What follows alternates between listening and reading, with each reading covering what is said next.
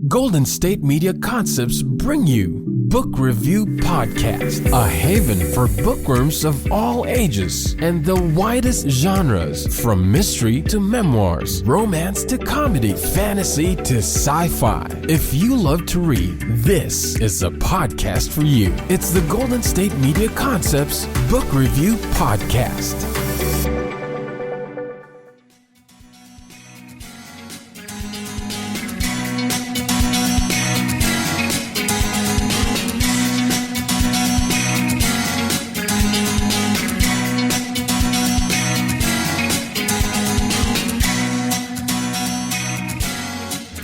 Hello and welcome to the GSMC Book Review Podcast, brought to you by the GSMC Podcast Network. I am your host, Sarah.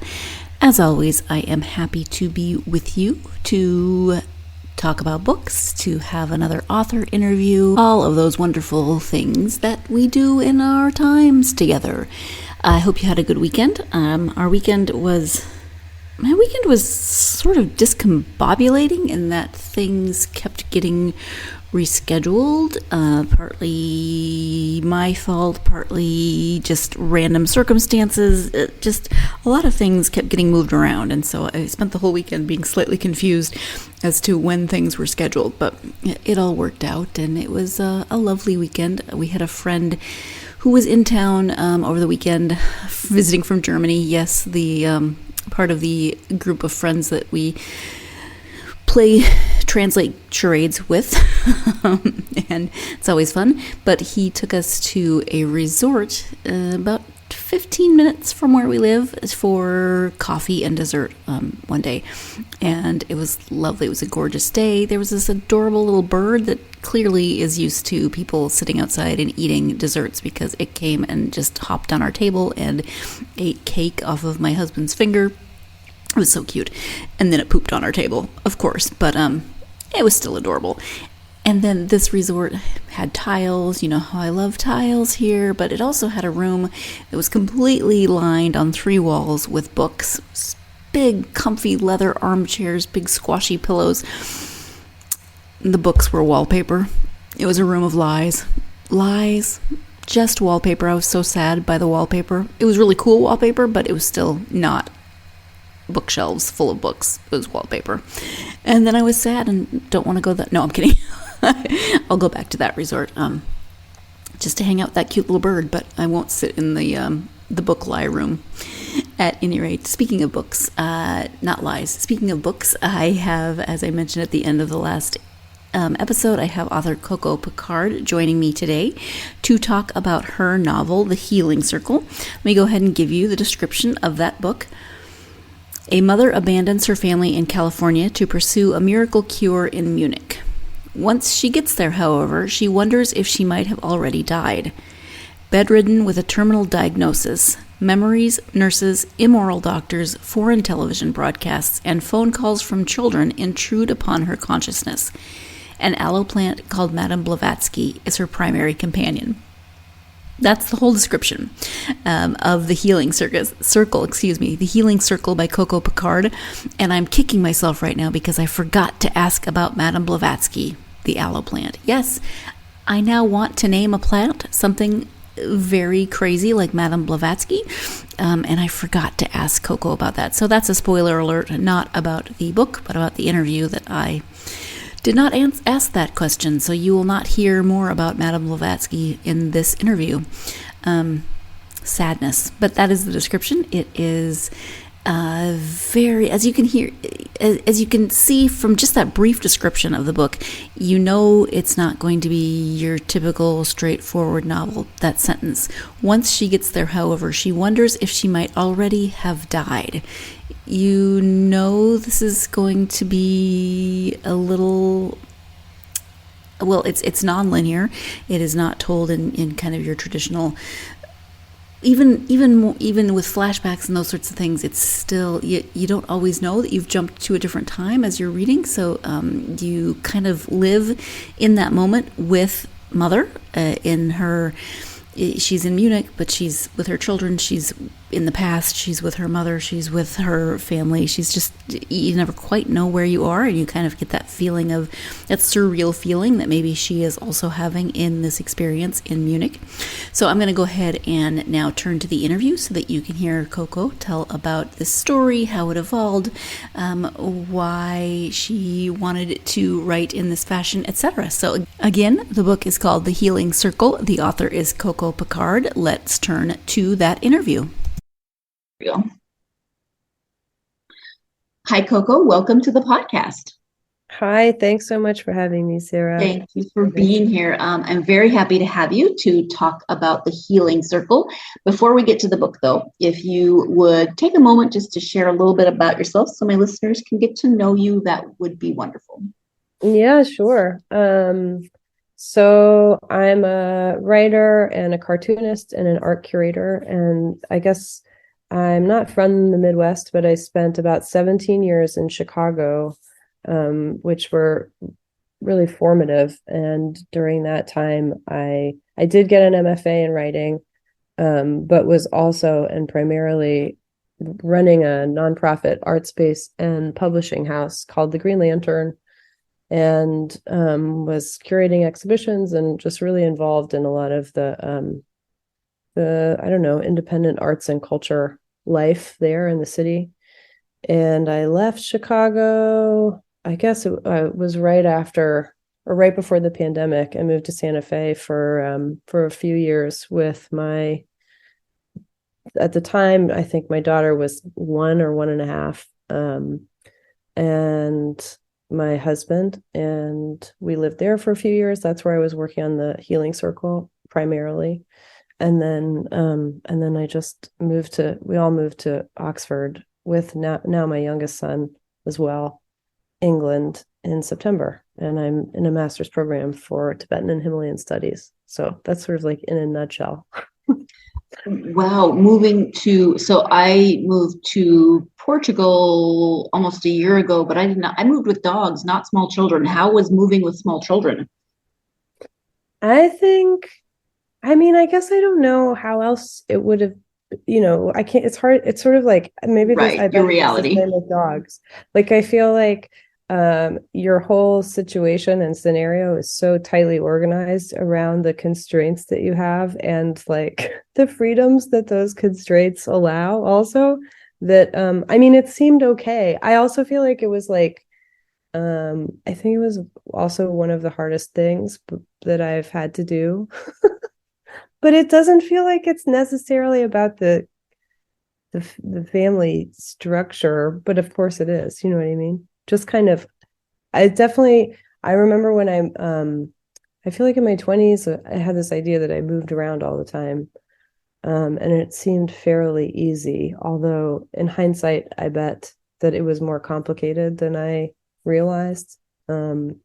So I also think in some ways I'm old enough that I understand the toll that these decisions take, basically. Yeah, I've moved a lot as well, but it's a little more complicated. And I just realized the other day that I really miss my junk drawer. How silly is that? Oh yeah, totally. Yeah, there was something like that. I feel like I the other day I ended up missing this Indian restaurant in Santa Fe, which I think is funny because at the time I was like, oh yeah, this is okay, but you know what I mean? It was just like a habitual, it wasn't the best Indian food. It was just this like habit that we got into. The comfort in a way. Yeah. Which also, it felt like this like really deep treat in the middle of the pandemic when we weren't doing much, So sure. Yeah, I definitely get it. I like your junk drawer though. I think that's better. I joked that one suitcase, if I move to another country, will just be my junk drawer contents. Oh yeah. You're like, here, customs, have at it. Yeah. Exactly. But okay, we are here to talk about a book, not about moving. So if you could give an overview of The Healing Circle.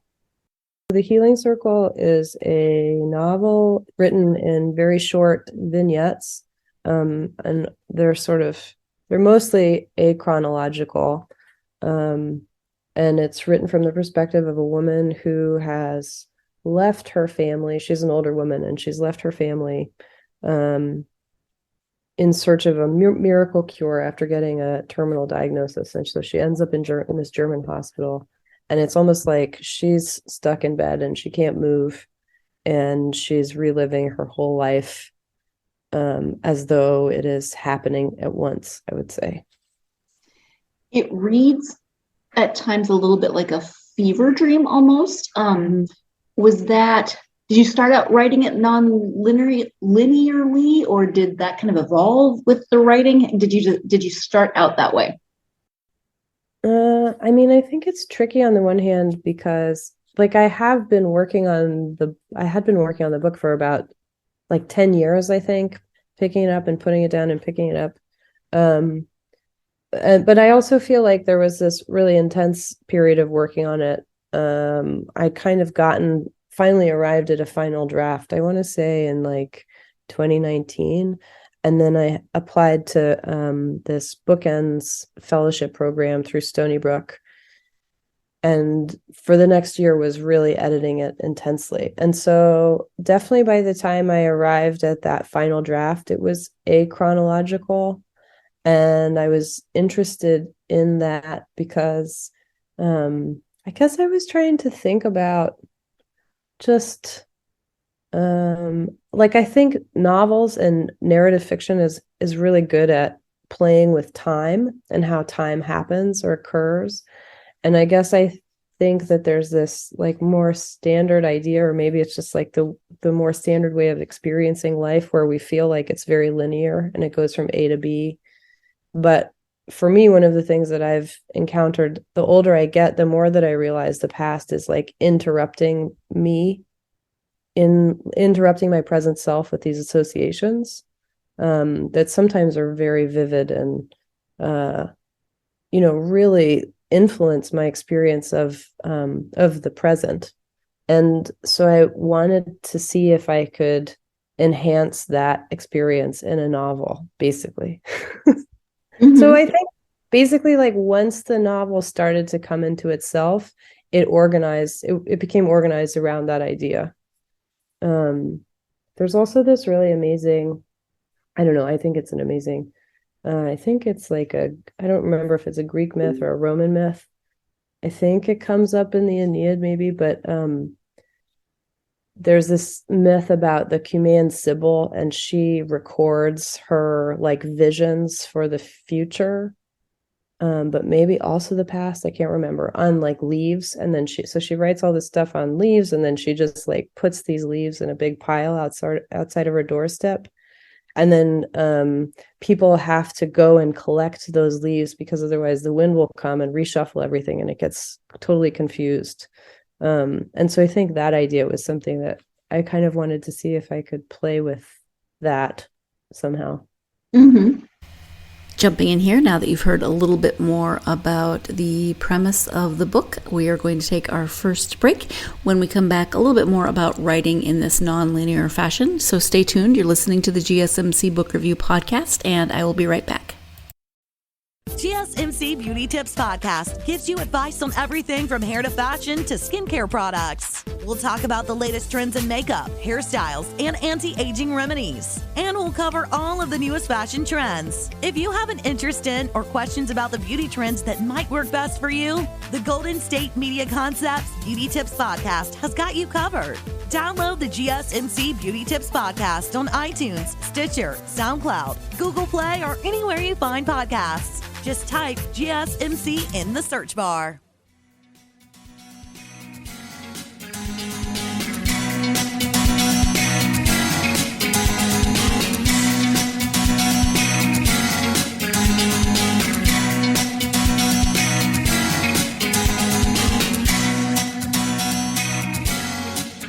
Welcome back to the GSMC Book Review Podcast. I am speaking today with Coco Picard about her novel, The Healing Circle. Let's go ahead and return to that interview. In the writing or editing process, did you have a linear timeline in your head, or were you able to keep things straight as you were writing? There was definitely a certain point when I had to make it, I had to make some rules, I think. And that was, that's what I worked on hardest, I think. during the last like year and a half of editing. I feel like at that point the novel was very much more spare. Like I think it was maybe half as long. And it was entirely achronological. And so then part of what I had to do was identify, like essentially there's like a fictive present in the book, which is the main character, the mother character in the hospital room. And there was a certain point that I realized that didn't have that, like that could actually be chronological, and that keeping that chronological would kind of, it sort of like becomes the backbone of the book, or that's how I was thinking about it. And then there are these other kind of pockets of memories that are sort of clustered around ideas. And essentially because I think I realized that if I was trying to write a totally achronological novel, I mean, in some ways it might not be true to the way we experience life, but also it was not creating like, I think it was ungenerous to readers. Like I wanted the reader to know where they were along the process, I guess. Mm-hmm. Interesting. What then was your initial inspiration for the story? When I was, I guess probably actually when I was 9, my mother was diagnosed with non-Hodgkin's lymphoma, and she sort of lived in and out of remissions until I was in my early 20s. And sort of over the course of that process was really interested in different types of new age medicine. And I think when she felt like Western medicine was really letting her down, she would kind of try and explore these other alternatives. And so that, I mean, it's funny because I think the mother in the book is very she doesn't really resemble my mother at all, but a lot of the, what do I want to say? It's like a lot of her impetus comes from my own experience. My mother also, at a certain point, got a terminal diagnosis and went to Munich to do this cure thing. And so I think I also, I wanted to think about what it meant to be in that type of a position, be faced with that dilemma or that, diagnosis from a doctor, and then to just go away, you know what I mean? To go off on this other kind of ill-advised caper. It seems interesting to me. For all sorts of reasons, I guess. Mm-hmm. And on the one hand, it's she leaves her family and goes to Munich to pursue this cure, which some people could perceive as selfish, but on the other hand, her children are grown and she's trying to save her own life in whatever way she can. So she presents that kind of interesting dichotomy that people sometimes encounter. Is it really selfish when you're putting yourself first? What about Mother as the main character do you think might resonate with readers? I mean, I think my hope is what you're describing is of interest, because I think that became, I mean, I guess I don't know how other people write or find their way through completing novels. But I think for me, a lot of the early writing wasn't successful because I didn't really know the question that I was asking. And then there was a certain point where I feel like I kind of landed where what you describe, or landed in what you describe, which is like this, like, on the one hand, I think Mother isn't I mean, I don't know, maybe she's like funny, but she's not entirely likable. I don't know that she's a good mother, which is also something I was interested in. And her kids are grown, but she's still kind of identified primarily as mother, quote unquote. And so there's a way where I think it makes her seem especially selfish because she's like, quote unquote, abandoning her kids to do this thing. She's like spending their inheritance to do this thing. But then at the same time, I think there are a lot of really interesting questions about agency and wellness and how you find, what do I want to say, a sense of power within, especially like chronic unhealth, you know? And I guess there was something else I was thinking about too, like she's been living with this disease for so long, that I think there's a way where she's, it's not just a physical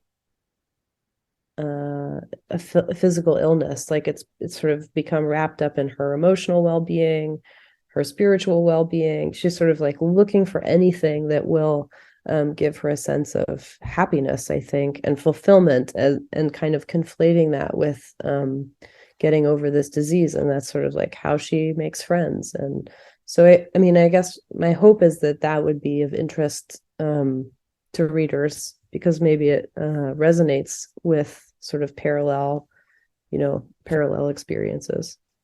Mm-hmm. And it's an interesting question because she is only identified as mother throughout the book.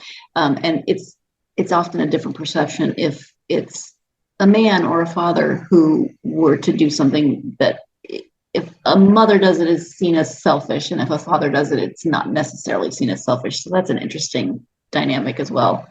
Oh yeah, I mean, like I hadn't thought about this before, but it would be really funny, for instance, if to imagine a parallel novel where it's about a father who decides at the last minute to go hike Mount Everest. You know what I mean? And I feel like in some way that would be more understandable. But for the mother character, this might be equivalent somehow.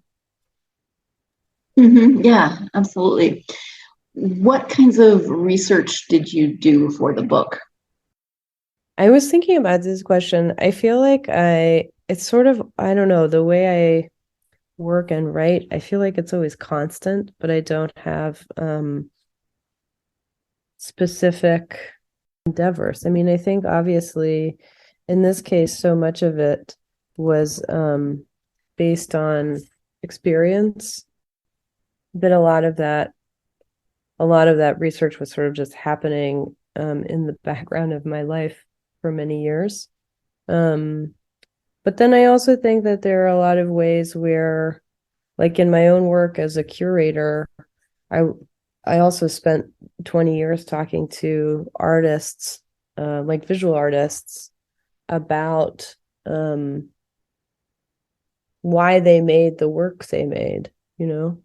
And one of the things that I think is really interesting with a lot of the artists that I love most, there's always this really deep, I almost want to say it's like a translation process, or there's often a deep translation process where there's something, their life has been inflected by some personal event or personal experience or political situation or identity situation. Could be any number of things, but then the work that they make, that they might present in a gallery, is totally different and has a different, there isn't like an immediately obvious direct correlation, you know, but then when you talk to them, or if you think about the work for long enough, you start to see how it's almost like the personal experience gets metabolized and transformed into this like alternate experience, visual or aesthetic experience. And I guess I feel like a lot of my work is inspired by that kind of process. Maybe I'll just mention one example. There was an exhibition at the gallery that I ran in Chicago by an artist called Stephen Laptissapon, and he is a legally blind painter, and does a lot of installation work where he'll paint with like coffee grounds or charcoal or turmeric. A lot of times there's sort of a food-based aspect to his work. And there was like and the show that he presented at MySpace, he had he called it an egg bell, and there was like the top of an egg that he had dusted, I think, with some sort of bronze or gold dust, and it was hanging from a string. And it was a sort of thing where we were always warning people, like the audience, to sort of pay attention to this egg bell. And one of the things that I loved seeing, and in talking to Stephen, it was something that he really appreciated too. But it was almost like you would have a conversation with everybody, like an audience that was sitting down listening, getting ready to listen to a poetry event or something, poetry reading. And you'd say, okay, this is this artwork, this is this delicate sculpture, like, just be aware. And everyone would, nod and kind of, I don't know, I think admire it to some extent or whatever. It would sort of start a conversation. But then it was amazing to see how quickly that egg bell would disappear the minute everybody's attention had turned. And so all of a sudden you would see people get up and like turn and bump the egg bell. And so I felt like I was seeing this little object kind of become visible and invisible, sort of at random. And I was like, oh, Stephen, I get it. This is amazing. Like, you're making us see space in a different way. We're going to take our second break of this episode, but I just want to pop in here and say that I never know. And that's one thing that I love about speaking with different people. I never know what direction questions are going to take us in terms of the answers that people give. And sometimes those answers are just fascinating. Like, I would not have expected the answer about the art exhibit, but I love that that's where Coco went, and in that description and the way her thinking evolved about space or the lack thereof, or seeing things in different ways. It's fascinating to me. So I really appreciate that the answers to questions I ask sometimes take different directions than I personally might expect, which is awesome, because because unpredictability can be really interesting sometimes. So I like that. Let's go ahead and take that break. When we come back, more with Coco. Stay tuned. You're listening to the GSMC Book Review Podcast, and I will be right back. Tired of searching the vast jungle of podcasts? Now listen close and hear this out. There's a podcast network that covers just about everything that you've been searching. The Golden State Media Concepts Podcast Network is here. Nothing less than a podcast bliss with endless hours of podcast coverage. From news, sports, music, fashion, cooking, entertainment, fantasy, football, and so much more. So stop lurking around and go straight out to the Golden State Media Concepts Podcast Network. Guaranteed to fill that podcast itch. Whatever it may be. Visit us at www.gsmcpodcast.com. Follow us on Facebook and Twitter, and download us on iTunes, SoundCloud, and Google Play.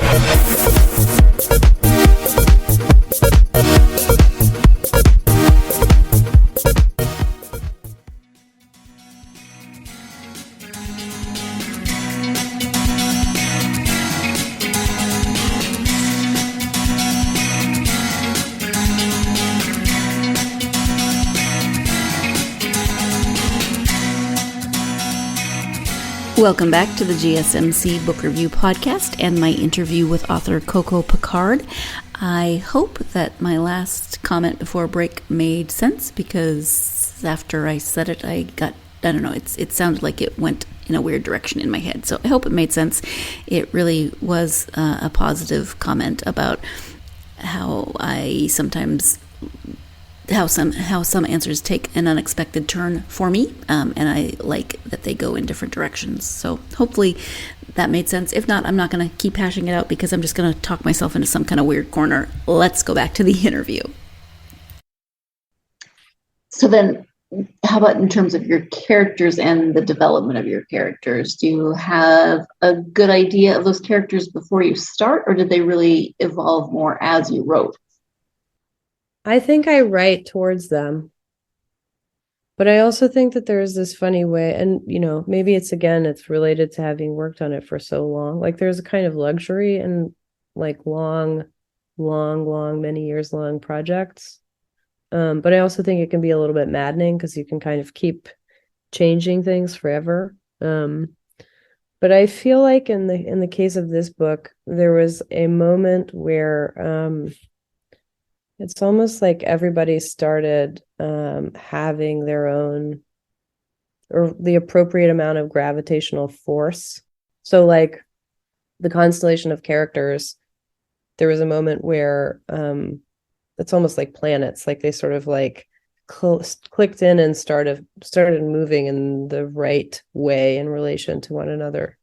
But I think a lot of that had to do with figuring out that fictive present timeline, for instance, and figuring out how the mother character could remain central and relatively static, but still have a dynamic storyline. And then thinking a lot through different forms of, I don't know, I guess different, like the different things that the kids would be managing in their own right, and in their own lives, and how to point to the fact that they have their own lives that are running concurrently and that are inflected by their mother's experience in different ways. In terms of story or characters or places, do you include any autobiographical elements in your writing? I definitely do. But I also think I scramble it a lot. And there's something, I mean, I guess this raises a good question about authenticity, I think. And I feel like, or I have a sense of obligation or something to write towards an authenticity. But I also feel like sometimes I think the most authentic writing is actually not factually or like biographically accurate. So in my experience, I was with my mother at this hospital, and I have siblings, and we were taking turns taking care of her. And so in some ways it was a very different experience, but I think I spent the first 5 years of trying to write this book from the perspective of like a version of myself. And I think I actually feel like it was impossible to have I don't know, like an authentic voice or something. And then when I was able to in some ways, I feel like when I was actually able to displace my own ego and stop worrying about trying to convince a reader of how I personally was feeling, which happened to be connected to moving the protagonist into the mother's body, then I feel like all of a sudden I could write the book. Yeah, interesting how you never quite know what is gonna be that clicks into place for you in terms of this process. Yeah. I'm also like, and yeah, so I feel like it's like going back to your question, it's like, yeah, there's a lot of biographical parallels between like my own life and what happens in the book, but also like the book that has emerged is totally different. And it's almost like, I think I've thought about this almost like it's like the reality of my experience in my 20s, like had a dream, and this is the book that happened, kind of. Oh wow, interesting. Well, you spent a while on this one, so if this is a too soon question, I apologize, but are you working on anything new now? I am, and hopefully it won't take as long. Yeah, I'm working on a parody. It's sort of like there's a mixed identity or mistaken identity parody about an art curator who gets invited on a creative influencer tour by mistake, and then it sort of becomes like a spy thriller. That's the idea. So it's been a lot of fun to work on that, actually. Fun. Thank you. In terms of writing, is it something, writing for publication in this case, is it something that you always wanted to do, or did you come to that decision later in life, or how did that process work for you? Yeah, I mean, I think I've always wanted to be a writer, like very, very much. But I think it took me a really long time to find my voice, I guess. And I think it's another one of those ways where like I'm the sort of person who was constantly writing and constantly working on long form fiction, but in some ways I feel like it's the last thing to have been published. Like I've written a lot of art criticism and some not creative some creative nonfiction essays, some just essays. But I think it took me a long time to find my footing as a novelist. And maybe part of that is because it did take me a long time to kind of find, I don't even want to say it's like my voice, but to find voice. Like I feel like I think for a long time I was trying to write like other people. And then it's a pretty exciting experience to kind of suddenly land in a place where you feel more sure-footed.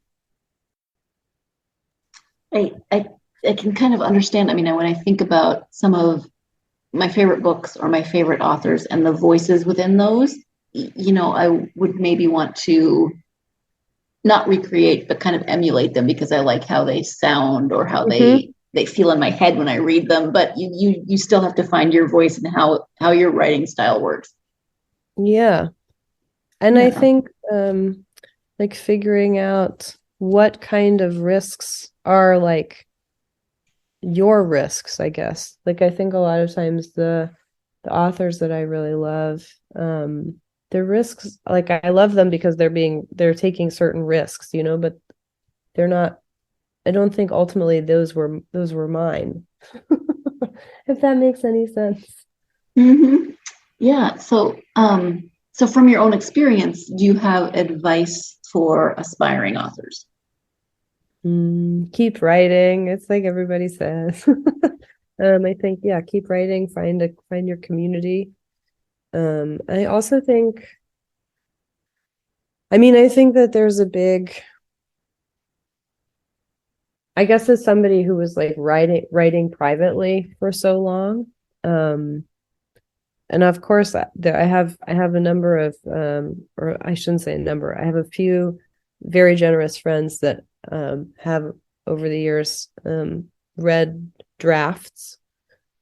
But I think there's something really amazing about being in a position where you can suddenly take that writing seriously. And for me, it was the kind of the confluence of winning the Red Hen Women's Prose Award and then also getting into this Bookends Fellowship. And I feel like that really felt to me like this moment where I was like, oh, I am a writer, I am this type of writer, and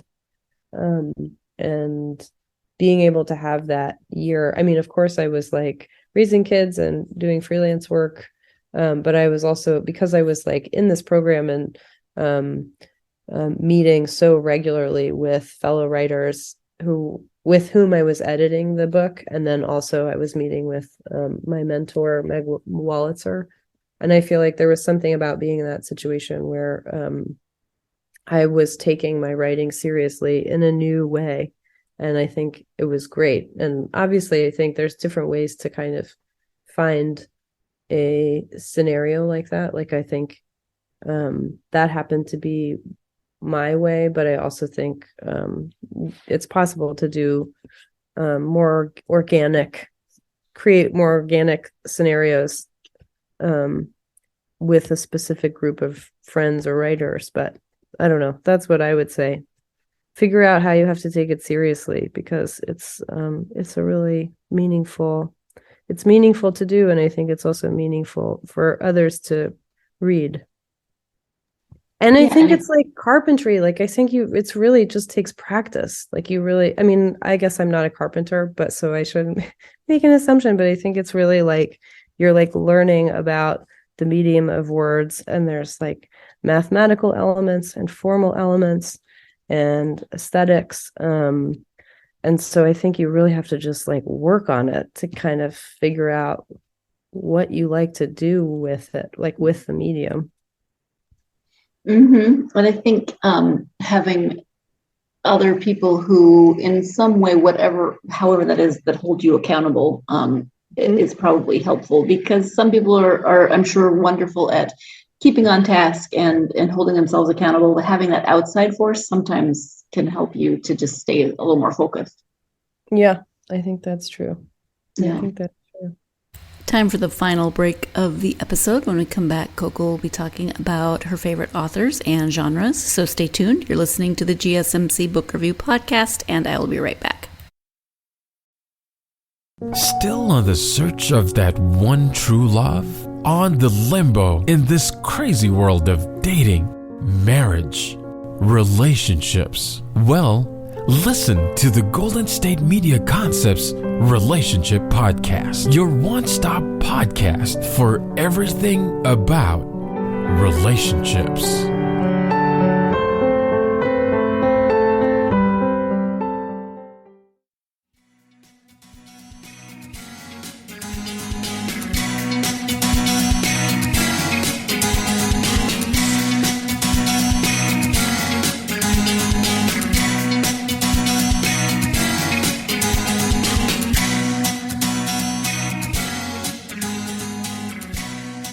Welcome back to the GSMC Book Review Podcast and the conclusion of my interview with author Coco Picard. When you take time to read for yourself, who are your favorite authors and what are your favorite genres? I feel like I don't know. I'm really excited by I don't know, my list at the moment. And I don't have a lot of time to read, so it's sort of often in these like small bursts where I pick things up and put things down. But I love Atessa Moshfegh. I love Azarine van der Vliet Alumi. I love Amina Kane and Adanya Shibli. I feel like her book, A Minor Detail, it's like every sentence and every word is like in its perfect place, and it's such a slight book, but it carries, it's like there's so much just violence and constriction, and it's just, I don't know, a stunning work. And then I feel like I read Olga Tarkachuk's Drive Your Plow Over the Bones of the Dead also at the beginning of the pandemic. And it was the sort of thing where I was like reading this book. Like, I love murder mysteries and I love, spy stuff. And so then I sort of feel like I was reading this book that was like the book that I wish had been written, and it's like I found it. If you have that sort of experience where you're like, oh, I just really hope that my romantic partner is available somewhere in the world, if you haven't met them yet. And then all of a sudden it's like, that was the equivalent of this book. And I picked it up and I started reading it. It was like, oh, this is it. It's amazing. Yeah, I feel like that's sort of where I am right now. We talked about what you're reading. Is there anything fun that you're reading with your children right now? Oh, yeah, we have this great, it's like, I love it actually. There's this amazing series of books called Cheery and Cheera by Kaya Doi. And I mean, I think there might be like four or five of them. I don't know. They're so good. They're basically about these like two friends who live together and they go on bicycle rides, and they just go to different kinds of parties. But it will be like, I mean, the one that I think we just read, the one, it's like, I think it's called In the Night, and they go, I I've only read it once, so I can't remember all the details, but I feel like it's a perfect example.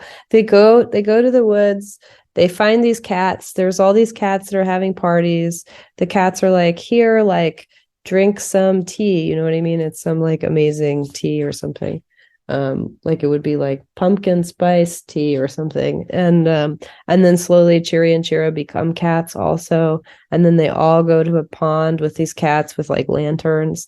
And then like at the end, Cheery and Chira become people again and ride back to their home and on their bicycles. And essentially like each one of these books has the same structure where they meet different types of animals, and the animals are like, come to this hot spring with us, and they all have hot springs. And one of the things that I love about it is just thinking about how this is like a version of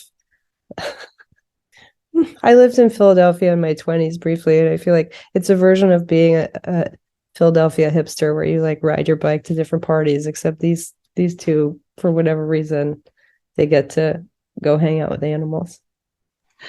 I love it. It sounds kind of ridiculous, but perfect for small children. It's so good. Yeah. And like, there's no death. There's no, like, everybody's so nice. Right. Sometimes you just need that. Lots of things to eat. Yeah. Yeah, I love it. How about internet presence? Do you have a website, and what social media can people find you on? I do. I'm on Instagram at Coco Larolo. I was on Twitter, but I haven't been on for a really long time. Which I miss it actually, but I don't know. It seems kind of like a strange space at the moment. And then I'm also on Facebook, but very, very rarely. And that's, I think, under Caroline Picard. I have a website where people can also reach me at cocolarolo.com. And I think that's it. Maybe it's cocopicard.com. And yeah, that about sums it up. Okay, thank you. Well, we've talked about a variety of different things today, but is there anything that we haven't covered that you would like to highlight? I don't think so. I mean, maybe this is kind of going back a step. But it's maybe like, I don't know, conflating different questions that you had. But another book that was really influential to me was 2666 by Roberto Bolaño. And I mean, there was something, I was really interested in writing a novel that was like significantly smaller, or just, I mean, not necessarily than Bolaño's book, but like, if you're going to write a great novel, like, what if it is not like 5,000 pages, But so I had been thinking a lot about Bolaño's work, and then a friend of mine brought me to see like a staging of his play of a play version of 2666, and it was also, I think it was like 6 hours long or something. It was sort of like similarly like very, very, very long. And in the play, one of the things that struck me was that there was a female actor who had to pretend to be a dead body, or pretend she was like acting, just lying on stage for a really long period. And so I think that was something that I thought a lot about in my book, just like the idea of what if the female body is also just can't move and is sort of stuck in the gaze of the narrative. But it was also there was like a moment where I saw one of the actors from this play at like a Whole Foods supermarket much later. And that's something that kind of is recounted in the novel. Mm-hmm. But having that happen, I feel like that was like another moment where I was like, oh, I know what this book is about, kind of. And it's sort of about that, like, recognizing the actor, but the actor is somebody who like plays this this Archambaldi character who is so central to the 2666 book, and thinking about how characters, like people in our lives, become like how they end up representing history in different ways, and how that history like passes through families and sort of refracts through us. Anyway, that was also something that was just interesting to me to think about. Okay. Well, thank you for that. And thank you so much for taking the time. I know you have a cold, so thank you for taking the time to talk to me about the Healing Circle and writing. Thank you so much, Sarah. I really appreciate it. Thanks for having me.